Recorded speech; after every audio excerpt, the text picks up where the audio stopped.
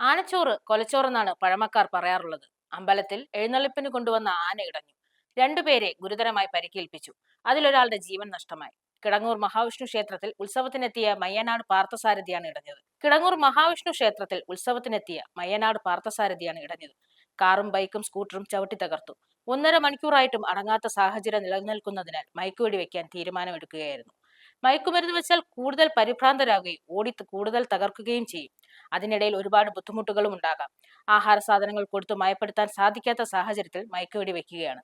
എന്നാൽ മയക്കുവെടി വെച്ചതിന് ശേഷവും ആന അക്രമാസക്തമായി തുടരുകയായിരുന്നു. ക്ഷേത്രത്തിൽ തൊഴാനെത്തിയ ലോറി ഡ്രൈവറാണ് ആനയുടെ ആക്രമണത്തിൽ ജീവൻ നഷ്ടമായത്.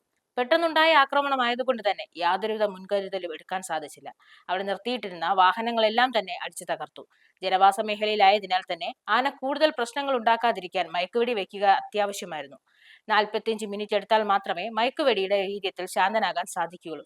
പോലീസും വെറ്റിനറി സംഘവും സമയത്ത് ഉചിതമായ ഇടപെടൽ നടത്തിയതുകൊണ്ട് വലിയ അപകടമാണ് ഒഴിഞ്ഞുപോയത്. അമ്പലത്തിന് ചുറ്റും നിരവധി വീടുകൾ ഉള്ളതിനാൽ ഏറെ ഭയാനകമായ സാഹചര്യമാണ് നിലനിന്നത്.